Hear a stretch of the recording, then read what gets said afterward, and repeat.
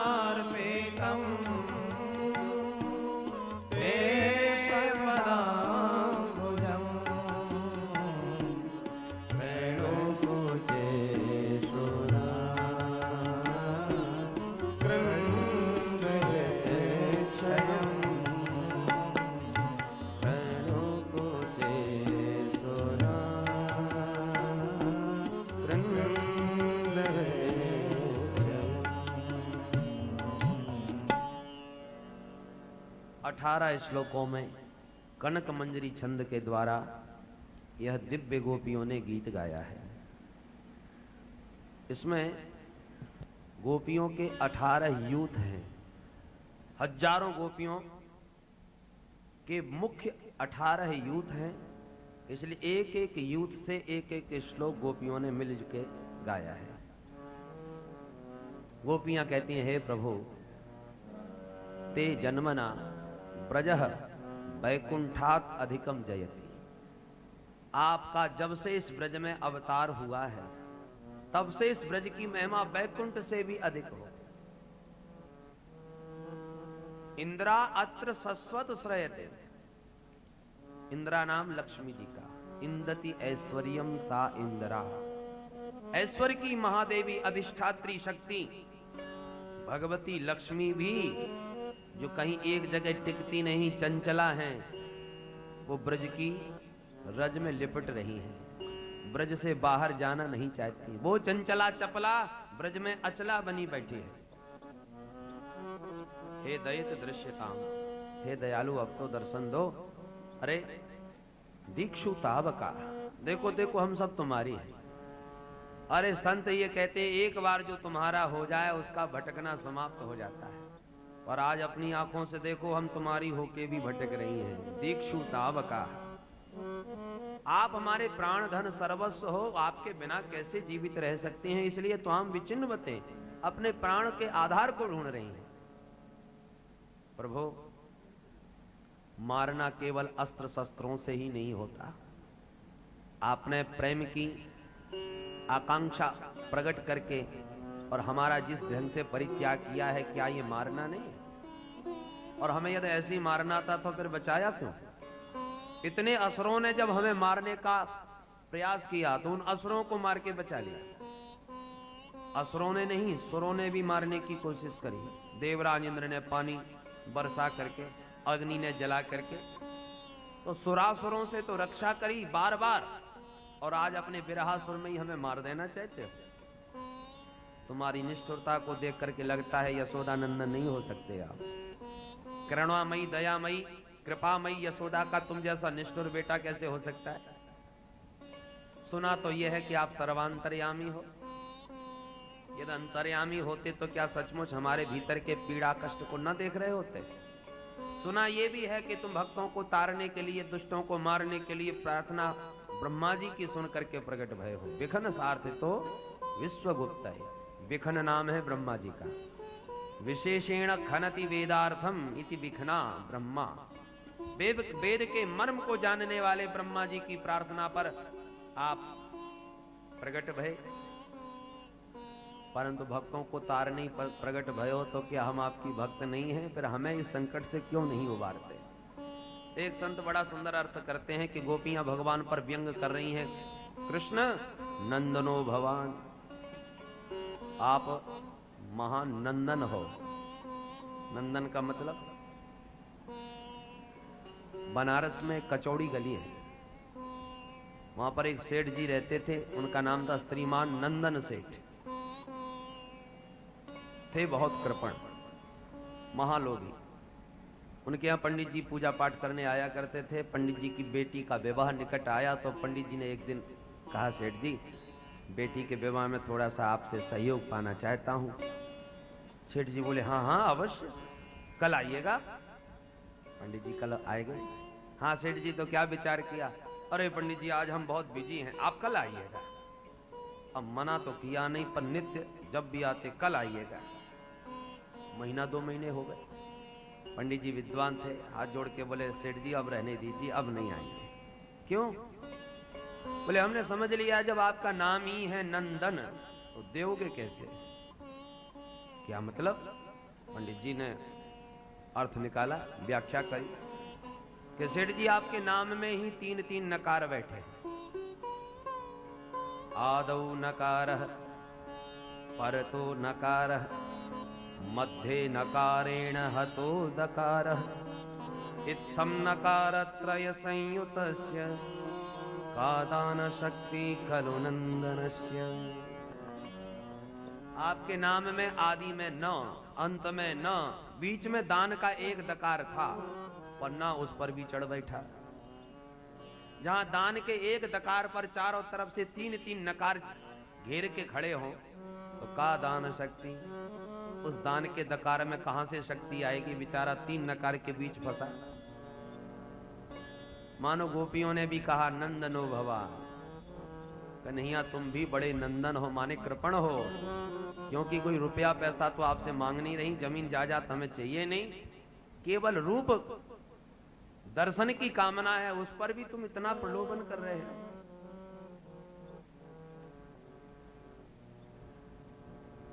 यदि आप ये कहो कि हमारे हृदय में अभिमान का जहर भर गया इसलिए आप भाग गए, हम मानते हैं अपना दोष, पर प्रभु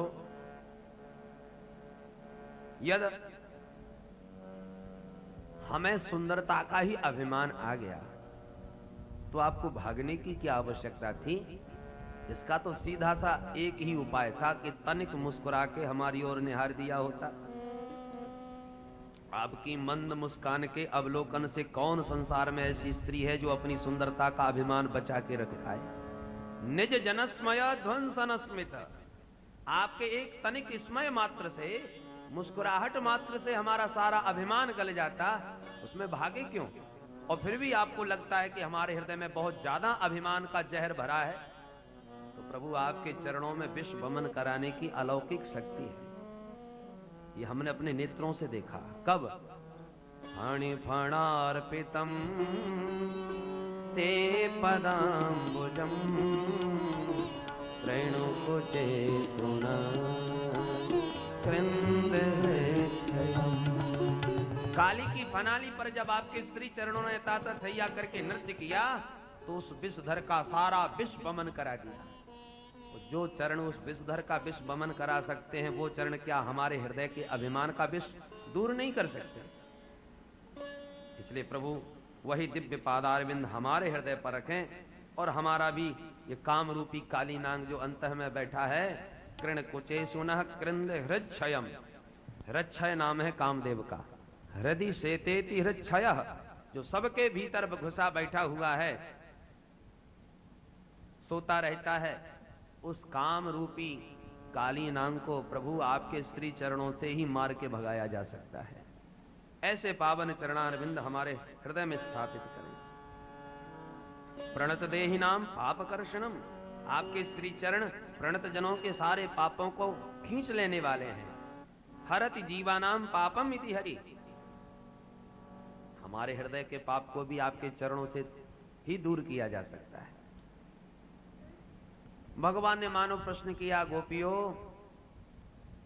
मुझे तो लगता है तुम्हारे प्रेम में ही खोट है, क्योंकि असली प्रेमी तो वो होता है जो प्रियतम के बिना प्राण ही परित्याग कर दे। तुम मेरे विरह में संतप्त इधर से उधर भटक तो रही हो, पर इतनी गोपियों में अभी प्राण एक के भी नहीं निकले। महाराज दशरथ जी को देखो, कितना प्रेम करते थे, राम राम कह के प्राण ही त्याग दिए यदि राम जी नहीं आए तो। और तुम्हारा कैसा प्रेम है जो अब तक जीवित हो? गोपियों ने इसका भी जवाब दिया, प्रभु यदि प्रेम की यही परिभाषा है कि प्रियतम के बिना प्राण ही निकल जाएं, तो हम पूछना चाहती हैं जानकी जी का राम जी से कैसा प्रेम था? जीवित कैसे रही लंका में इतने दिन तक? यही प्रश्न तो राघवेंद्र ने पूछा। हनुमान, जानकी तो कहती थी एक पल भी मैं आपसे पृथक रह के जीवित नहीं रह सकूंगी प्रभु, इसलिए मैं उन्हें साथ में लेके वन में आया। पर आज तो उन्हें लंका में बहुत दिन बीत गए, कैसे जीवित हैं? हनुमंत लाल जी ने बड़ा सुंदर उत्तर दिया, नाम पाहरु दिवस निश ध्यान तुम्हार कपाट, लोचन निज पद जंत्रित जाहे प्राण के ही बाट। प्राण जाए तो किस रास्ते से? आपका नाम दिन रात का पहरेदार बना कर, आपका ध्यान किवाड़ के रूप में प्राणों की सुरक्षा कर रहा है। अपने चरणों में हमेशा दृष्टि झुका के रखती हैं, ये मानो उसमें ताला लगा है। अब बताइए प्राण जाए कहीं बाट, किस रास्ते से प्राण जाए? गोपियों ने अभी कहा प्रभु हम भी आपके विरह में प्राण परित्याग करना चाहती हैं, पर हमारी विडंबना यह है हमने अमृत पी रखा है, और अमृत पीने वाला मरना भी चाहे तो मरे कैसे, वो तो अमर हो जाता है। भगवान ने कहा तुम्हें अमृत किसने पिला दिया? कौन सा अमृत पिया? तब गोपियां कहती हैं तब कथामृतम तप्त जीवनम कविभिरीडितम कल्मषाहं श्रवण मंगलम श्रीमदाततम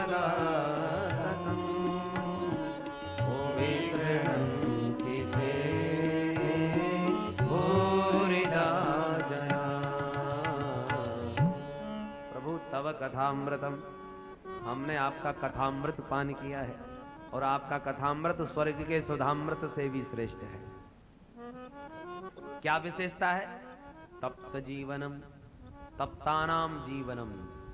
संसार में दैहिक दैविक भौतिक तापों में संतप्त प्राणियों को नव जीवन प्रदान करने वाला है। आप कितने भी संसार प्रपंच में पीड़ित हो, कोई तन का, कोई मन का, कोई धन का दुखी, पर जब भगवान की सुमधुर कथा में मन लगता है तो सारे ताप भूल जाते हैं। उस समय कुछ भी क्लेश याद नहीं रहते जीवन के। तप्त जीवनम, संतप्त प्राणियों को जीवन देने वाला आपका कथामृत। हम ही नहीं कह रही, कवि भी ईदितम, कवि भी ईदितम। बड़े बड़े कवियों ने, विद्वानों ने, शास्त्रों ने आपके कथामृत की मुक्त कंठ महिमा गाई है। वेद भगवान वेदस्तुति में कहते हैं इत तव सूरयस्त्रधिपते खिल लो कमल क्षपण कथामृताब्धिम वगाय तपांसी जहु। बड़े बड़े साधक रसिक भक्त आपके कथामृत में अवगाहन करके तपांसी जहु, सारे ताप मिटा देते हैं। तो कवि भीरीतम, संतों ने महिमा गाई है। कलमशाप, हम सारे पापों को धोने वाला है आपका कथामृत। और सबसे बड़ी विशेषता तो यह है कि और जितने भी सुकृत हैं वो परोक्ष फलदायी है। आपने यज्ञ किया, तप किया, व्रत किया, संयम किया, फल मिलेगा। प्रत्यक्ष में भले ही ना मिले पर परोक्ष में जरूर मिलेगा। पर प्रभु और तो फल सब परोक्ष में ही चमत्कार दिखाते हैं, पर आपका कथामृत प्रत्यक्ष फलदायी है। श्रवण मंगलम, पहले तो आपके कथामृत को सुनने में आनंद, सुनने के बाद जीवन में उतार लो तो जीवन का आनंद, जीवन मुक्ति का आनंद, और जीवन का जब अंत हो जाए तो परोक्ष में आपके दिव्य धाम का आनंद। और जितने साधन हैं, तपस्या करनी है तो पहले शरीर को सुखाना पड़ेगा, शरीर को कष्ट देना पड़ेगा। यम नियमादि की सिद्धि करनी है तो मन का संयम करना पड़ेगा। कठोर साधन है, पर आपके कथामृत में ऐसा कुछ नहीं करना पड़ता। सुनने बैठ जाओ प्रेम से तो सुनने में आनंद, साधना करते समय कोई कष्ट नहीं। और सुनने के बाद यदि उस पर थोड़ा सा विचार चिंतन करो तो आपके जीवन को ही पलट दे, जीवन मुक्त बना दे। जीवन का आनंद, सुनने में आनंद, जीवन में आनंद। और जब जीवन इस देह का अंत हो जाए तो आपके दिव्य धाम का दिव्य आनंद प्रदान कराता है। श्रवण मंगलम, सुनते ही जीव का मंगल प्रारंभ हो जाता है। और श्रीमदाततम, अमृत तो स्वर्ग में भी है परंतु अल्प है, सूंघ सूंघ करके खुश कर देते हैं देवता लोग सबको। और आपका कथामृत तो शास्त्रों में इतना भरा पड़ा है कि वो पीने वाला भली जिंदगी भर पीता रहे तो भी आपका कथामृत समाप्त होने वाला ही नहीं है। हरि अनंत, हरि कथा अनंता। गोपियां एक बात बहुत बढ़िया कहती हैं, क्या बोले प्रभु कोई दाता कई प्रकार के होते हैं, कोई वस्त्र दान करता है, कोई अन्न दान करता है, कोई भूमि दान करता है, परंतु सबसे बड़ा दानी हमारी दृष्टि में वही है जो भगवान के कथामृत का दान करे। भुवि गृह्णन्ति ते भूरिदा जना, ये जना भुवि गृह्णन्ति वर्णयन्ति ते जना भूरिदा। जो आपके कथामृत का वर्णन करें, जीवों को पान करावें, उनसे बड़ा दाता हमारी दृष्टि में जगत में दूसरा कोई और नहीं। बोल भक्तवत्सल भगवान की। बड़ा मधुर गीत है गोपियों का। गोपियां कहती हैं प्रभु आपके दर्शन में यदि आंखों की पलक भी गिर जाए तो इतना कष्ट होता है कि ब्रह्मा जी पर गालियां छूटती हैं। मूर्ख ब्रह्मा जी ने हमारे नेत्रों में ये पलक क्यों डाल दी है जो दर्शन में अवरोध पैदा करते हैं। पक्ष्म कर दृशाम, इन आंखों के पक्ष्म माने पलकों को काट दो। जड़ उदीक्षताम, ब्रह्मा जी भी जड़ है कि भोग में लिप्त देवताओं के पलक अपलक बना दिया, देवताओं की पलकें नहीं गिरती। तो जो भोग में डूबे हैं उनकी पलकों को तो गिराना बंद कर दिया। और जो हम कृष्ण दर्शन की लालिसा में लालायित हैं, हम गोपियों की आंखों में पर्दा डाल दिया, निमिष का पर्दा। त्रुटिर युगायते, पलक गिरने का व्यवधान एक योग के समान बीतता है हमको, इतना क्षोभ होता है। और आज सर्वस्व त्याग करके आपके पास आई और आप हमें इस जंगल में अकेला रोलाने के लिए छोड़ के भाग गए। कौन ऐसा कपटी होगा जो स्वर संगीत के ज्ञाता श्रोताओं को अधूरा संगीत सुना के भाग जाए। तब योषतः कस्तजन्निशि, बड़ा मधुर गीत गाया पर गोविंद अब फिर भी नहीं आए। तब गोपियों ने मिल करके एक स्वर में भगवान को पुकारा और जैसे ही बारंबार विलाप किया कि प्रभु अब अपने आप को रोक ना पाए। रुरुदुस्सु स्वरम राजन कृष्ण दर्शन लालसा, तासामाविर्भूच्छौरि स्मयमान मुखाम्बुज, पीताम्बरधरस्रग्वि साक्षात् मन्मथ मन्मथ। गोपियों को विरह संतप्त विलाप करते प्रभु ने देखा तो तासाम आविर्भूत सौरी, भगवान समस्त गोपियों के बीचों बीच प्रकट हो गए। बोल रास बिहारी भगवान की जय। तासाम गोपीनाम मध्य आविर्भूत, कौन? सौरी ही। भगवान को एक सुंदर नाम दिया गोपियों ने, सौरी ही।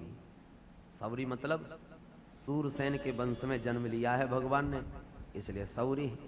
परंतु यहां पर सौरी शब्द मानो गोपियों ने साभिप्राय व्यंग करके बोला कि सखी सूरवीर तो बहुत होते हैं संसार में, पर वो सब अपनी सूरता अपनी वीरता रणभूमि में दिखाते हैं।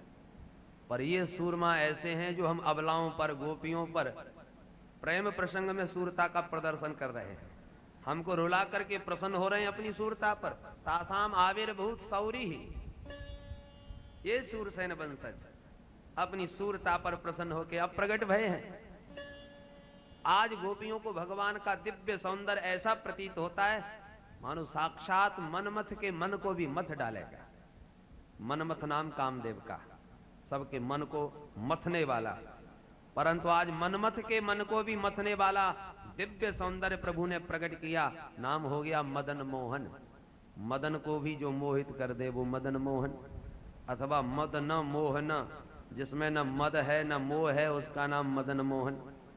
ऐसे मदन मोहन भगवान प्रकट हो गए और गोपियों को लगा तन्वह प्राण मेवागतम, मानो मृत देह में पुनः प्राणों का संचार हो गया हो। गोपियों ने चारों ओर से प्रभु को घेरा, किसी ने चरणों को पकड़ा, किसी ने भुजा को, किसी ने पीतांबर को। कोई गोपी अभी भी घबरा रही है, कहीं हमारे मन की कल्पना तो नहीं, सचमुच श्री कृष्ण है या हमारी कल्पना है। उसे डर लगा तो भगवान के सामने तुरंत पद्मासन लगा के गोपी बैठ गई और निर्निमेष नयनों से निहारते निहारते नेत्र बंद करके समाधि लगाई। मानो नेत्र के मार्ग से प्रभु को अपने हृदय में बैठाकर नेत्रों के पलकों के किवाड़ बंद कर दिए कि अब देखती हूं आप कहां से भागोगे, मैंने अपने हृदय कक्ष में आपको कैद कर लिया। तम काचित नेत्र रंधेन हृदय कृत्य निमील्य, जैसे पुष्प वाटिका में जानकी जी ने राम जी महाराज को कैद किया था। लोचन मग राम ही उर आनी, दीने पलक कपाट सयानी। लोचन मग राम ही उर आनी, पलक कपाट सयानी। नेत्र बंद करके मानव प्रभु को हृदय के कक्ष में कैद कर दिया। अंत में एक गोपी आगे बढ़ के बोली, प्रभु एक बात पूछे। अब मन में बड़ा क्रोध, प्रणय कोप भरा है गोपियों के मन में कि देखो कितना हमको रुलाया भटकाया बन बन, अब प्रकट भय है और डर भी है कि अब हम कोई उल्टा सीधा वाक्य न बोलें जो कि फिर नाराज होके चले जाएं। इसलिए अपने कोप को हृदय में ही रोक करके एक गोपी ने हाथ जोड़ के पूछा, बुरा ना माने तो एक बात कहूं? भगवान बोले हाँ हाँ कहो। बोले संसार में 3 तरह के लोग तो होते हैं। कौन कौन? बोले एक तो ऐसे होते हैं जो प्रेम के बदले में ही प्रेम करते हैं, दूसरे ऐसे होते हैं कि हम तो प्रेम करेंगे तुम करो या मत करो, तीसरे ऐसे होते हैं जो जगत में किसी से प्रेम करना जानते ही नहीं और ना ही किसी से प्रेम करते। भगवान मुस्कुराते हुए बोले, गोपी हो व्याख्या मैं सुनाऊं? हाँ हाँ सुनाओ। भगवान बोले, जो प्रेम के बदले में ही प्रेम करता हो उसे प्रेमी नहीं कह सकते। तो कौन है वो? बोले उसे तो हम व्यवहार कहते हैं। आप हमारे यहाँ आए, साथ में कुछ लाए, तो हम भी गए तो तुम्हारे यहाँ भी कुछ लेके गए, हैं? लेन देन बराबर। आप हमारे यहाँ नहीं लाए तो हम भी आपके यहाँ नहीं लाए। आपके यहाँ कथा बची, आपने गोवर्धन पूजा के 4 लड्डू हमारे घर भेजे, हमारे यहाँ भी कथा बची, 4 लड्डू आपके घर भी भिजवा दिए। भाई उनके यहाँ से आए थे और 1 लड्डू उनका फूटा हुआ था, हम भी फूटा ही भेजेंगे, पूरा क्यों भेजे? तो जितना दिया उतना ही लेने की कामना। बहुत से लोग तो शादी विवाहों में इसलिए भी कुछ देते हैं ताकि हमारे यहाँ भी कुछ आवे, तो विवाह के समय पर ज्यादा सिर पर बोझ ना पड़े। तो देते समय जहां लेने की कामना है कि कुछ मिलेगा भी हमको देने पर, उसे व्यवहार ही कहा जा सकता है, उसे प्रेम संज्ञा नहीं दी जा सकती। दूसरी जो तुमने बात कही, भाई हम तो प्रेम करेंगे तुम करो या मत करो, ऐसे प्रेमी माता पिता की तरह ही हो सकते हैं। बच्चों से बड़ा स्नेह करते हैं, सारा जीवन अनेक कल्पनाएं करते हैं, और बेटा भले ही माता पिता से अलग होकर के अपनी खिचड़ी पकावे, उसे भले ही बाद में मतलब न हो माँ बाप से, पर फिर भी माता पिता के मन में पुत्र के प्रति अंतिम क्षणों तक स्नेह बना ही रहता है। चंद्रमा से अनेक चकोर प्रेम करते हैं, चंद्रमा करे या न करे। मछली जल से बहुत प्रेम करती है, जल मछली से प्रेम करे या न करे। मछली जल के बिना नहीं रहेगी और मछली के बिना जल भी नहीं रहेगा, ऐसा आवश्यक नहीं। तो ये एक पक्षीय प्रेम है। पर जो किसी से प्रेम नहीं करते, ऐसे प्रेमी 4 तरह के होते हैं, आत्माराम, आप्तकाम, अकृतज्ञ और गुरुद्रोही। आइए एक बार आशीश्वरी का स्मरण करें। पूज्यपाद श्री स्वामी जी महाराज की हमारो धन राधा श्री राधा श्री राधा, हमारो धन राधा श्री राधा श्री राधा, हमारो धन राधा श्री राधा श्री राधा, हमारो धन राधा श्री राधा श्री राधा, परम धन राधा राधा राधा राधा राधा, परम धन राधा राधा राधा राधा राधा, जीवन धन राधा राधा राधा राधा राधा, जीवन धन राधा राधा राधा राधा राधा, हमारो धन राधा श्री राधा श्री राधा,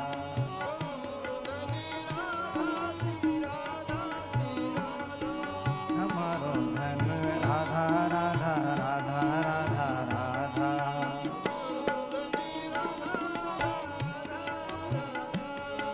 अजर मन राधा राधा राधा राधा राधा, मन राधा राधा राधा राधा, जपोर मन राधा राधा राधा राधा राधा, जपोर मन राधा राधा राधा, परम धन राधा श्री राधा श्री राधा,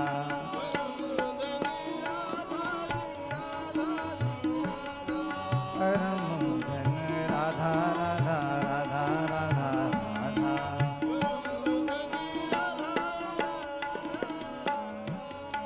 परम धन राधा राधा राधा राधा राधा,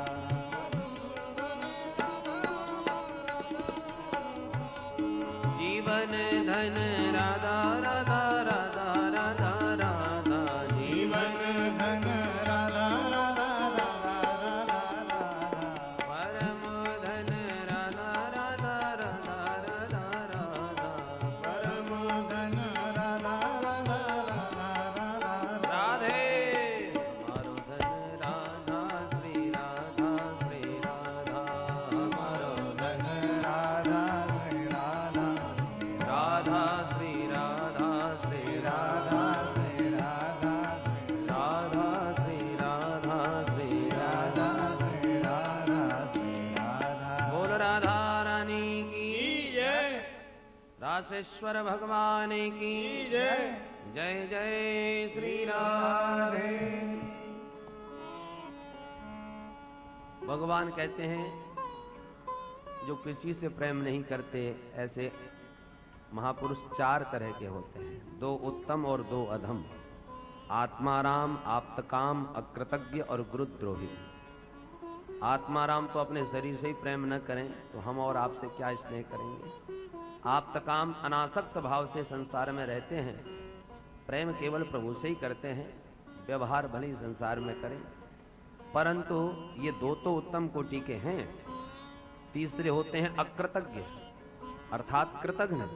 कृतघ्न व्यक्ति किसी से प्रेम नहीं करता, स्वार्थी होता है। गुरुद्रोही जो प्रेम करने वाले को भी धोखा देने में न चूके, प्रेम का दुरुपयोग करे, वो गुरुद्रोही। गोपियां आप उसमें संकेत करने लगी ये कन्हैया कौन सी नंबर के। एक ने कहा मुझे तो चौथे नंबर में दिख रहे। भगवान बोले क्या कहा, तुम हमें गुरुद्रोही समझती हो क्या। देवियों ना हम तो सख्यो भजतो पि जंतु भजाम्य मीसा मनुवृत्ति वृत्तये यथा धनो लब्ध धने विनष्टे तच्चिंतयायन्य विरतो न वेद। देवियों कितनी भी दुर्लभ वस्तु हो परंतु बिन प्रयास सुगमता से सुलभ हो जाए तो उसका महत्व समझ में नहीं आता। एक बार धन यदि चला जाए हाथ से तो धन का महत्व समझ में आता। अरे राम राम कितना था, सब चला गया। 24 घंटे वो धन के जाने के बाद उसी का चिंतन करता रहता है। विप्रलंब में जितना चिंतन होता है उतना संयोग में नहीं, और इसलिए बिना विप्रलंब के संयोग पुष्ट नहीं होता। इसलिए देवियों मैं तो परोक्ष में सदा तुम्हारा ही चिंतन करता रहता हूं। तुमने स्त्री के लिए सबसे सर्वस्व महत्वपूर्ण होती है मर्यादा। लोक लाज, कुल की मर्यादा, पर तुमने मेरे लिए तो वो सर्वस्व त्याग दिया तिनके की तरह। मैं तो तुम्हारे ऋण से कभी उऋण हो ही नहीं सकता। न पारये हम निर्वद्य संयोजम स्वसाधु कृत्यम विबुधायुषापि वः यामा भजन दुर्जर्गे श्रृंखला संरच्य तद्वः प्रतयातु साधुना। भगवान कहते हैं कि मैं तुम्हारे ऋण से कभी उऋण हो ही नहीं सकता। क्यों? क्योंकि मेरा नियम तो ये है कि ये यथा माम प्रपद्यन्ते, जो मुझे जैसे भजता है मैं उसे वैसे ही भजता हूं। और तुमने जिस ढंग से मुझे भजा है, सर्वस्व त्याग करके मुझे ही सर्वस्व समर्पण किया, वैसे मैं तुम्हें कैसे, मेरे लिए तो और भी अनेक भक्त हैं, मुझे तो सबका ध्यान रखना पड़ता है। और तुम्हारे लिए मैं अनन्य रूप से तुमने मेरा भजन किया, मेरे अतिरिक्त तुम्हारा कोई दूसरा है ही नहीं। अरे लोहे की जंजीरों से मुक्ति पाना बहुत सरल है, पर परिवार की आसक्ति की बेड़ियों से निकल पाना बहुत कठिन होता है। दुर्जर गेह श्रृंखला, और तुमने उस श्रृंखला को भी त्याग करके मुझे प्राप्त किया है, इसलिए तुम्हारे ऋण से तो मैं कभी उऋण हो ही नहीं पाऊंगा। ऐसे सुंदर मधुर वाक्यों को सुन करके ब्रजांगनाएं मुग्ध हो गईं, और तब पुनः भगवान का महारास हुआ। तत्रारवत गोविंद रासक क्रीड़ा मनुव्रतैहि। जितनी ब्रजांगनाएं भगवान उतने रूप में अभिव्यक्त हो गए, और ऐसा अद्भुत अलौकिक नृत्य किया परीक्षित। अलात चक्रवत, जैसे एक लकड़ी को अग्नि से जलाने के बाद गोल गोल घुमाओ तो ऐसा लगता है गोल चक्र ही बन गया हो, ऐसी भगवान अनंत रूप में ऐसी दिव्य गति से नृत्य कर रहे हैं कि प्रत्येक गोपी यही अनुभव करती है कि प्रभु मेरे साथ ही नृत्य कर रहे हैं। जैसे कैसे लग रहे हैं प्रभु, जैसे मेघ मंडलों के बीच में बिजली चमकती है ना, ऐसी भगवान की श्याम घटा के बीच गौरांगनाएं ब्रजांगनाओं की अद्भुत शोभा हो रही है। सुखदेव बाबा शब्दों में नाचने लगे, नृत्य करते हुए, वर्णन करते हुए। पादन्यासैर्भुज विद्युत विश्वस्मितैर्भ्रूविलासैः भज्जन मध्यैश्चल कुचपटैः कुण्डलैर्गण्डलोलैः सुद्यन्मुख्य कवर रसना ग्रन्थयः कृष्णबद्धो गायन्तस्तं तडित एवता मेघ चक्रे विरेजुः। मेघ मंडल के बीच जैसे विद्युत प्रभा चमकती है, ऐसी भगवान श्री घनश्याम के मध्य ब्रजांगनाओं की शोभा हो रही है, अलौकिक नृत्य हो रहा है। और उपमा कितनी सुंदर दी, कैसे नाच रहे हैं, जैसे यथार्भक स्वप्रतिबिंब विभ्रमः, जैसे नन्हा सा अबोध बालक दर्पण में अपने प्रतिबिंब को देख करके नाचता है। बालक अपना ही प्रतिबिंब अपना सखा समझ करके उसके साथ खेलता है, नाचता है, कूदता है, उसे पकड़ने का प्रयास करता है। ऐसी भगवान है बिंब और जीवात्मा है प्रतिबिंब, तो अपनी ही प्रतिबिंब भूता उन अनंत गौरांगनाएं ब्रजांगनाओं के बीच भगवान ताता थैया करके नृत्य कर रहे हैं। स्वयं दिव्य रस का रसास्वादन ब्रजांगनाओं को दिया और स्वयं भी परमानंद प्राप्त किया। परंतु जब परीक्षित ने प्रश्न कर दिया कि भगवान ने ये दिव्य लीला, विचित्र लीला क्यों करी, धर्म स्थापक भगवान श्री हरि ने वरदाराभिमर्शनम ऐसा क्यों किया, ये प्रतीप आचरण क्यों किया? सुखदेव जी कहते हैं, परीक्षित, ईश्वराणाम वचः सत्यम तथैवाचरितम क्वचित।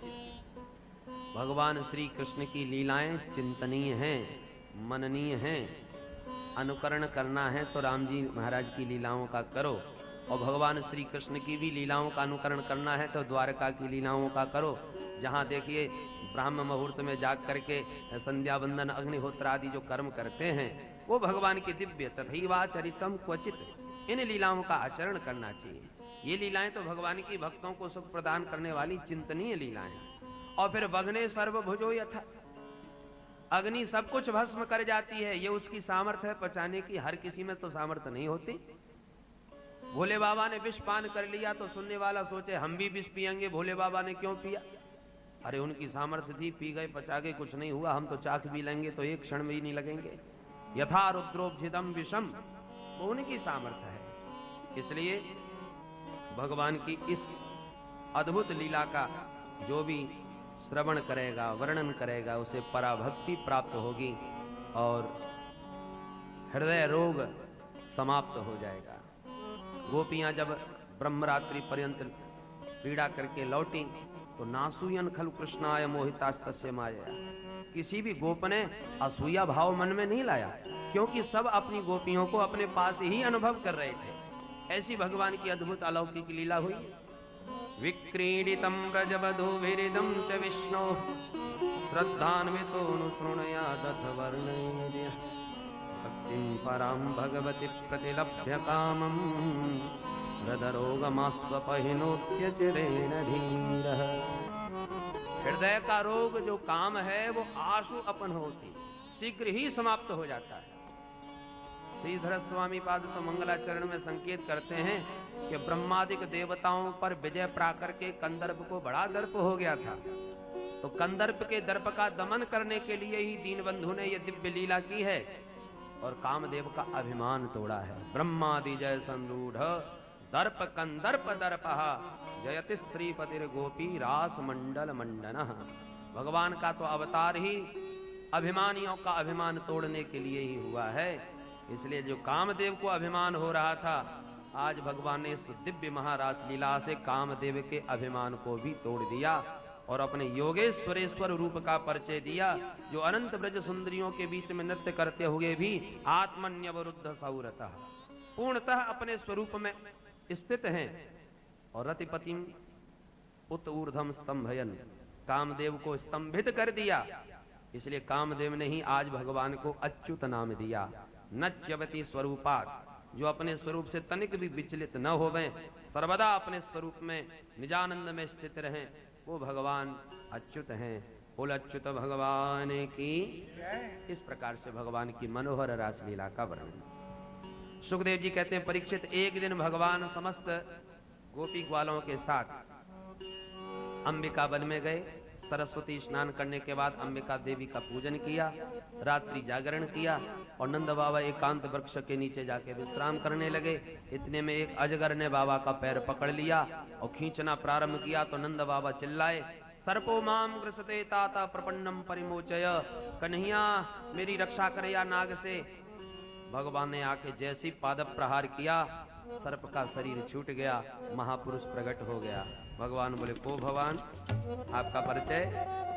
तब उस महापुरुष ने परिचय दिया, अहम विद्याधर कश्चित सुदर्शन इति श्रुतः श्रिया स्वरूप संपत्त्याभिमानेन चरम दिशः। महाराज, मैं सुदर्शन नाम का विद्याधर हूँ। सौंदर्याभिमान में मैंने एक संत का बहुत अपमान कर दिया। उस विरूप संत की मैंने कुरूपता का जब अपमान किया, परिहास किया, तो महात्मा ने क्रुद्ध होकर मुझे शाप दिया, जा तू अजगर बन जा। महाराज, मैं तो आज यही अनुभव कर रहा हूं कि उस संत ने शाप नहीं अनुग्रह किया। शापो मेनुग्रहा यैव कृतस्तै करुणात्म भी यद हम लोक गुरुणा पदास्पृष्टो हता शुभ। अन्यथा आपके इन श्री चरणों का स्पर्श भला मुझ पापी को कैसे प्राप्त होता। उस संत के साप ने आपके चरणों का स्पर्श करा दिया, मेरे सारे अशुभ नष्ट हो गए। ब्रह्म दंडात् विमुक्तो हम, आज मैं ब्रह्म दंड से भी मुक्त हो गया। दर्शन करके स्तुति करता हुआ प्रस्थान किया। भगवान एक बार जब ब्रजांगनाओं के साथ विहार कर रहे थे तो एक शंखचूड नाम का दैत्य गोपियों का हरण करके भागा। गोपियों ने पुकारा तो भगवान ने एक मुष्ट का प्रहार करके शंखचूड का वध किया और उसके सिर से दिव्य मणि को ला करके दाऊ जी को प्रदान किया। भगवान जब वन में चले जाते हैं तो गोपियां घर में बैठ करके विविध भांत उनके मधुर मंगलमय गीत गाती हैं। एक गोपी प्रश्न करती है तो दूसरी उसका अपने ढंग से उत्तर देती है और मिल मिल के आपस में वार्तालाप करते हुए समय बिताती हैं पूरा दिन। इसलिए इस गीत को कहते हैं युगल गीत। आपस में चर्चा गोपियां करती हैं। क्या? वाम बाहु कृत वाम कपोलो पल्कित भ्रूरधरार्पित वेणु कोमलांगुलिभिराश्रित मार्गम गोप्यैर्यति यत्र मुकुन्दः।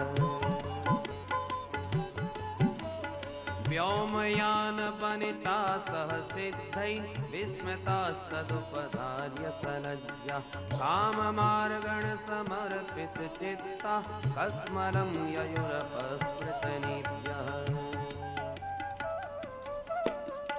हंस चित्रमवलासृणुतेदं हारहास पुरसे स्थिरवेत् नन्दसूनरयमार्तजनानां नर्मदोयर्हि पूजित वेणु वृंदसो व्रज वृषा मृग गावो वेणुवाद्य हृत चेतस आराध दंत दष्ट कमला धृत कर्णा निद्रिता लिखित चेत्र निवासम दर्शनीय तिलको वनमाला दिव्य गंध तुलसी मधुमत्तै अलिकुलैरलघुगीतम् अभीष्ट मातृयं यरिहि संधित वेणु। इस प्रकार से गोपियां सारा दिन गोविंद की चर्चा में ही संपन्न करती हैं। ये कहती है सखी, जब अपने बाएं कपोल को बाएं कंधे की ओर तनिक झुका करके गर्दन तिरछी करके अधरों पर वेणु रख करके जब बजाते हैं, ऐसी अपूर्व शोभा होती है हमारे प्रभु की। कोमल अंगुलियों के द्वारा बंसी से ऐसा स्वर फूंकते हैं कि व्योमयान वनिता सह सिद्धि, आकाश देवांगनाओं से व्याप्त हो जाता है। अपने अपने पतियों के साथ आती हैं और सिद्धों के साथ, देवताओं के साथ वो देवांगनाएं बंसी निनाद पर इतनी मुग्ध हो जाती हैं कि तन का भान भूल जाती हैं, वस्त्रों का भी ज्ञान उनको नहीं रह जाता। सखी, हमारे कन्हैया के श्याम विग्रह पर जो श्रीवत्स का चिन्ह है ना, हृदय में वक्षस्थल में जो श्रीवत्स का चिन्ह है, वो ऐसा प्रतीत हो रहा है पीत वर्ण का, जैसे मेघमंडलों के बीच बिजली चमक करके स्थिर हो गई हो, स्थिर विद्युत हो गई हो। सखी, कन्हैया की बंसी पर आकृष्ट हुए जितने भी पशु हैं, वृंदसो ब्रज वृषा मृग गावो वेणुवाद्य हृत चेतस आराध। ब्रज के गाय हैं, बछड़े हैं, मृगियां हैं, वो वेणुवाद्य से इनका चित्त इतना आकृष्ट हो जाता है कि मुख में घास तो है परंतु ना उगल पाए ना निगल पाए। जैसे दीवाल में किसी ने चित्र बना दिए हो, ऐसे चित्र लिखे से स्तब्ध खड़े हो जाते हैं, नेत्रों को बंद कर लेते हैं, जैसे मानो सो रहे हो, निद्रित की तरह। सखी, कन्हैया के सुंदर ललाट पर तिलक की कितनी अपूर्व शोभा हो रही है। वनमाला की गंध पर मुग्ध हो गए भ्रमर गुंजार कर रहे चारों ओर से। कन्हैया की बंशी के स्वर में भ्रमर भी गुंजार करते हुए अपना स्वर मिला रहे हैं। कन्हैया की बंशी का स्वर, भौरों की गुंजार। अब तबले की कमी रह गई, गायन वादन तो हो रहा है, ताल वाद्य होना चाहिए। तो मंद मंद मनु गर्जित मेघ मंडल मंद मंद गर्जना करके मानो ताल वाद्य का सहयोग प्रदान कर रहे हो। और इस दिव्य संगीत को सुन करके देखो, मेघ मंडल भी जोर से गर्जना नहीं करते, मंद मंद। क्यों? महत अतिक्रमण संकेत चेता। जोर से गरजेंगे तो बंसी का स्वर दब जाएगा। भगवान के स्वर में कोई विकृति नहीं आना चाहिए, इसलिए मंद मंद तबले का सहयोग देते हैं गर्जना के साथ। सखी, इस दिव्य स्वर संगीत को सुनकर चारों तरफ से सक्र सर्व परमेष्टि पुरोगा, स्वयं देवराज इंद्र, भोले बाबा शंकर और विधाता ब्रह्मा, सब देवता एकत्रित होकर के आपस में विचार विमर्श करते हैं, बताओ ये कौन सा राग है।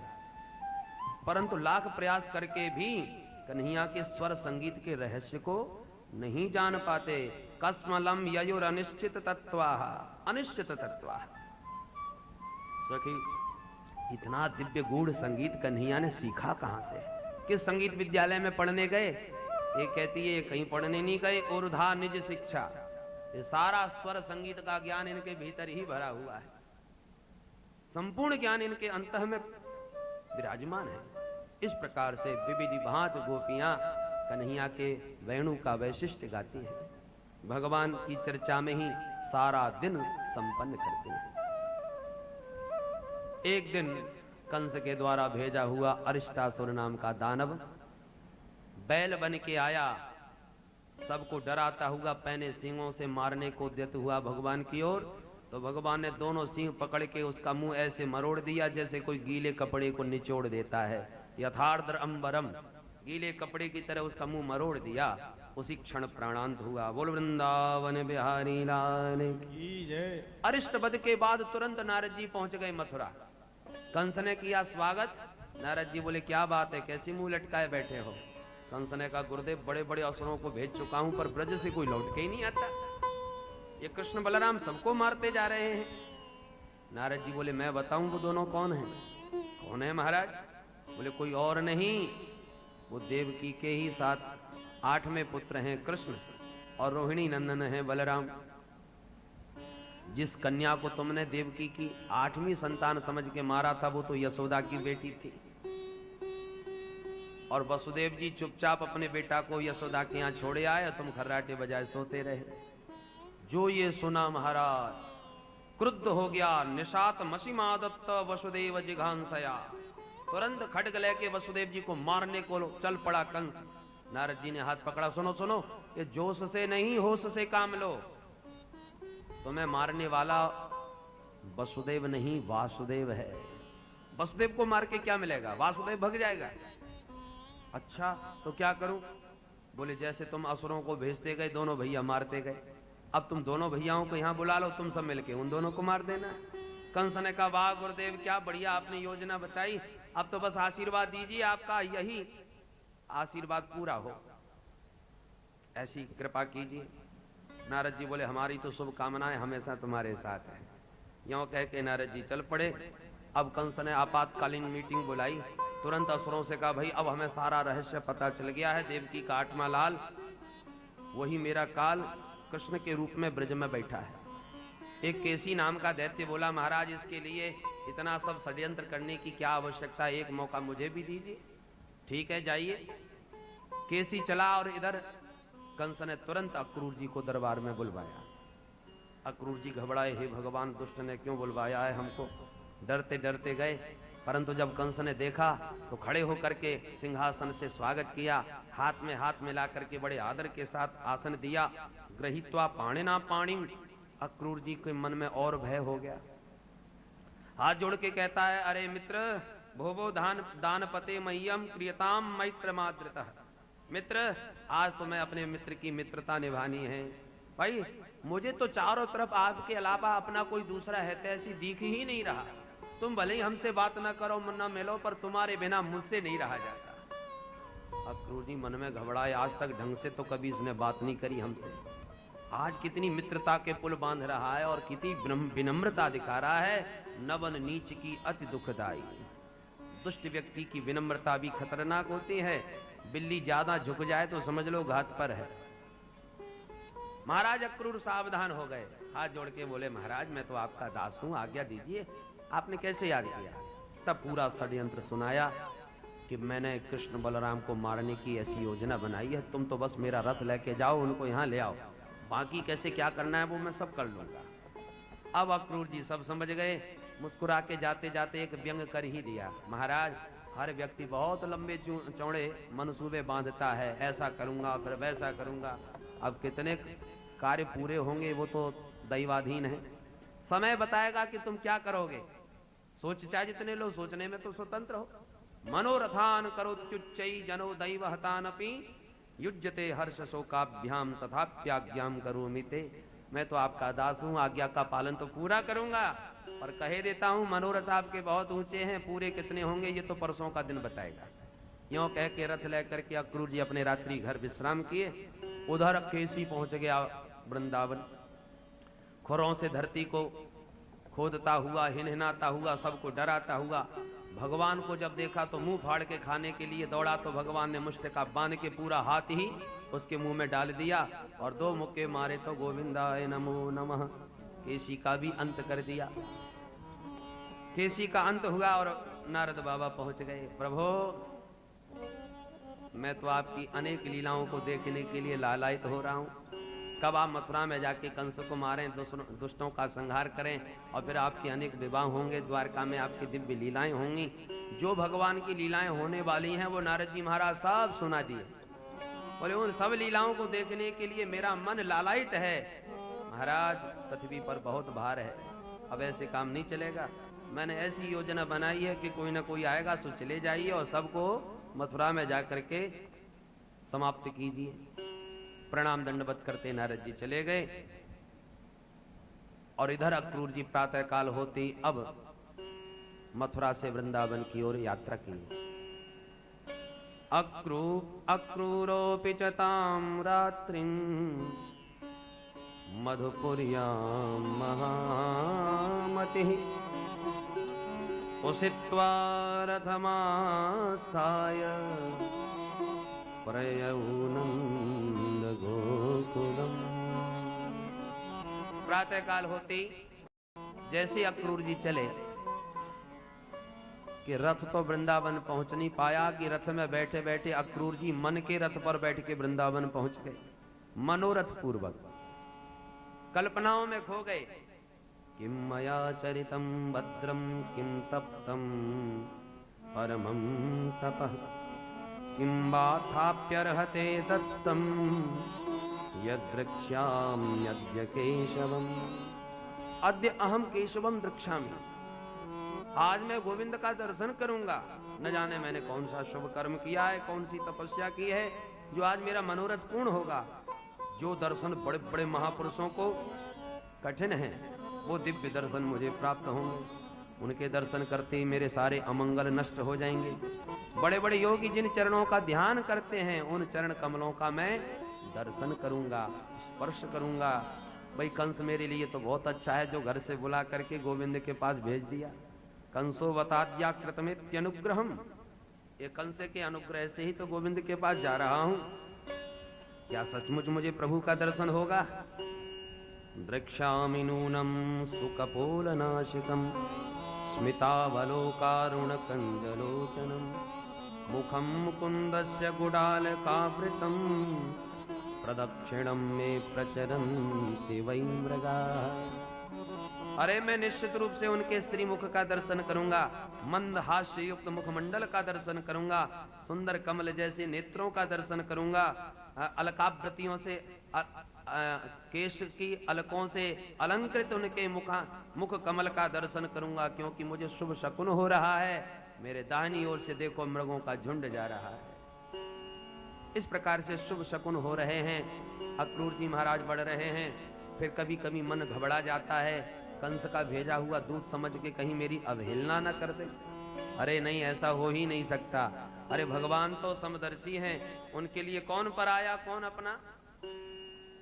न तस्य कश्चित् दयतः सुहृत्तमो न चाप्रियो द्वेष्य उपेक्ष एव वा तथापि भक्तान् भजते यथा तथा सुरद्रुमो यद्वपो यदुपाश्रितोऽर्थदः। कल्प वृक्ष के नीचे जो मांगो वही कामना पूर्ण करता है। भगवान के श्री चरण भी भक्त वांछा कल्प तरु हैं, मेरा मनोरथ अवश्य पूर्ण करेंगे। उनके वे तो समदर्शी हैं, उनका जब कोई द्वेष कोई शत्रु है ही नहीं, मुझे शत्रु का दूत भला क्यों जानेंगे। बहुत समय बीत जाता है रथ में बैठे बैठे कल्पनाओं में खोकर, पर घोड़े तो तब चले जब उन्हें कोई हाँके। घोड़े भी चुपचाप खड़े हैं। जब सावधान होते हैं, होश में आते हैं, तब घोड़े हाँकते हैं। परिणाम स्वरूप रथे न गोकुलम